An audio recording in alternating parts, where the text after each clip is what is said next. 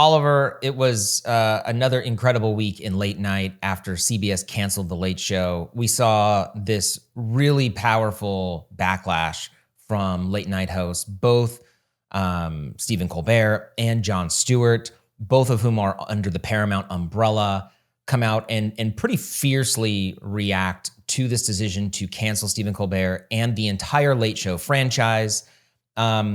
Really questioning and needling the idea that the network has put out there that they had to cancel the show. They had no choice because financially the show was unprofitable. Both Colbert and Stewart really have taken issue with this on their shows. What do you think about this whole situation? Yeah, I mean, I thought it was very interesting that last week the Paramount bosses said that this show was canceled for financial reasons, solely for financial reasons. And there were obviously these reports, leaked to the press. I wonder who was doing that. That said that Stephen Colbert's show was losing about $40 million a year, or on track to lose $40 million a year. I don't know, whatever, some crazy number. And immediately on Monday, you had Stephen Colbert basically shoot down those notions and make it very clear that he did not buy those. He was calling BS on the idea that this show was canceled for financial reasons. He was mocking the idea that his show is losing $40 million a year. And more powerfully, I think, his colleague, Jon Stewart, obviously these two are close friends. They came up together doing on Comedy Central. And Stephen Colbert used to do the Colbert Report right after The Daily Show. Jon Stewart said it. He said it outright that this show was not canceled for financial reasons. He attributed it to what we're seeing happen across the corporate media, which is that people are bending the knee to get something from Donald Trump for their businesses. And he had a very powerful message, I think, to the future owners and to anyone doing this. I was wondering what David Ellison and Sherry Redstone were thinking, because he outright told them, there's that whole thing at the end where he said to go fuck yourself.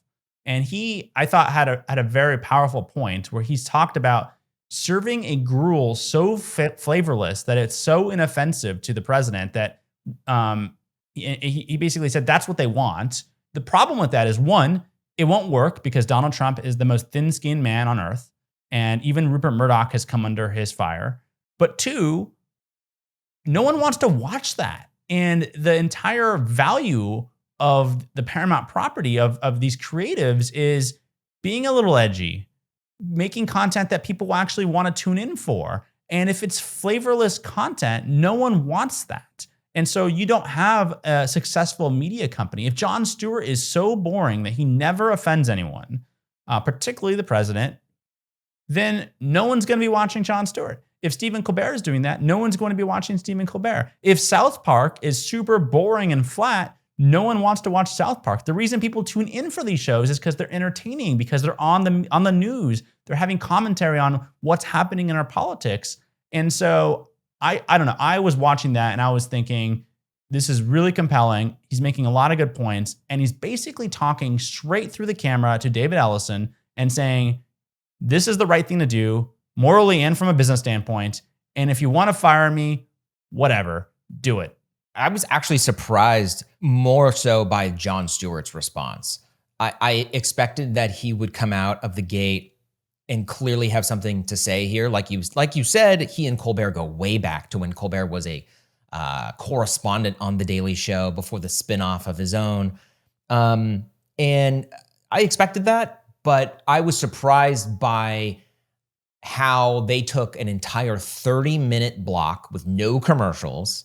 And according to Late Nighter, that the producer on the show had reached out in advance to make sure that they had a TV mature rating, a very special adults-only programming theme, so that they could broadcast over cable, of course, the F word like three dozen times. I think it must have been like more than that. It must have been a record, right? Yeah. And they brought out the choir to sing a song to go F yourself. I was shocked by that.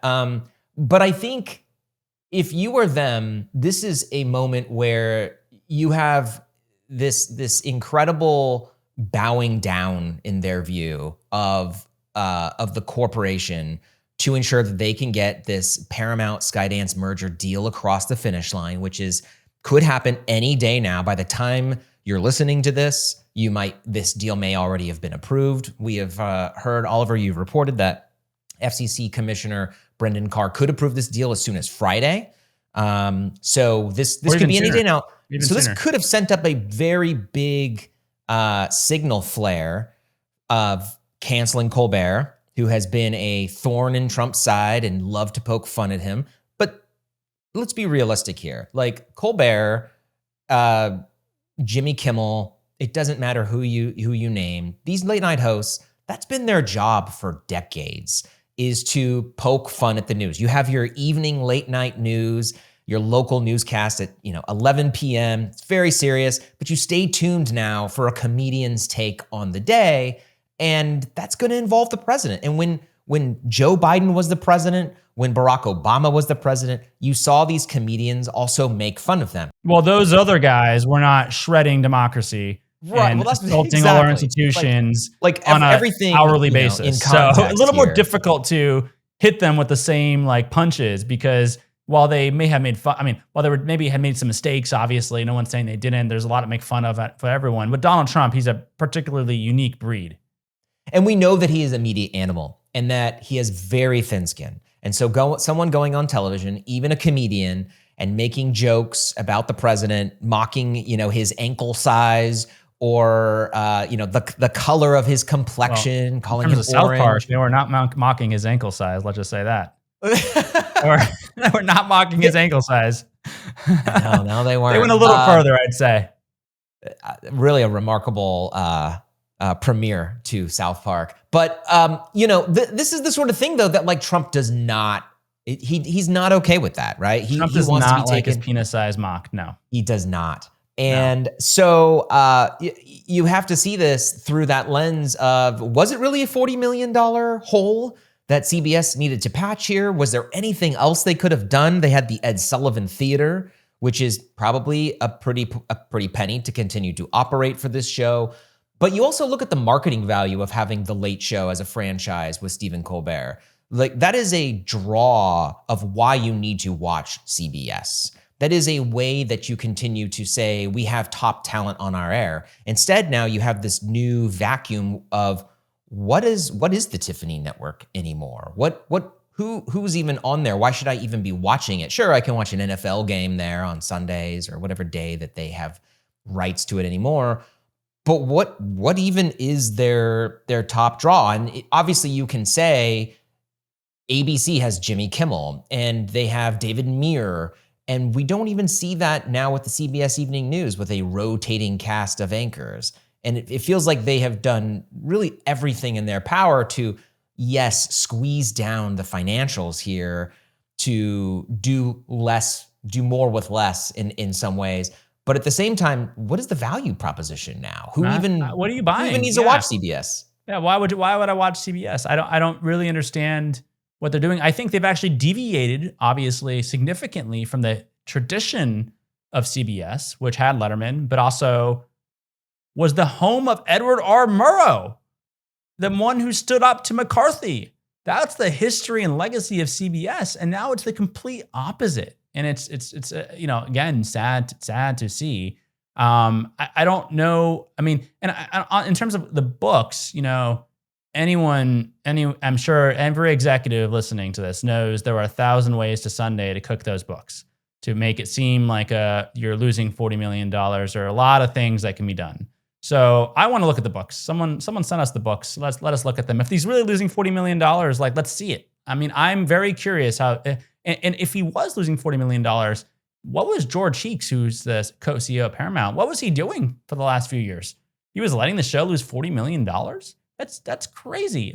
There was no real push to compress, to shave down those costs. That would be, it's really kind of striking to hear. He was losing $40 million and now we must cancel, right? There's always an in-between here. And I also think just from a broader standpoint, one of the failures of these organizations is they've made a lot of people like Stephen Colbert household names and stars, but they haven't really pushed them into the digital future in a real way. And they've allowed people like Joe Rogan to build these empires on new media platforms and make a lot of money in the process.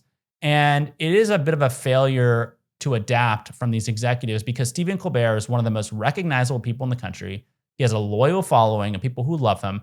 I am sure there's an economic model that will support Stephen Colbert. If you are a media executive and you have Stephen Colbert and you cannot find a way to make Stephen Colbert profitable, that says a lot more about you than it does about him. And the fact that there was no creativity or innovation there to figure out how do we get Stephen Colbert into the future outside just legacy property and look what Conan O'Brien did, for instance, after being booted from the Tonight Show and then going to TBS. Now he has this podcasting empire. And why is it that these people always have to leave these networks to be successful in the landscape, the information landscape that most of us are playing in these days? That makes no sense. Thank you for watching Power Lines. For more analysis and insight, subscribe to our YouTube channel down below, like this video, and you can watch more of us right over here.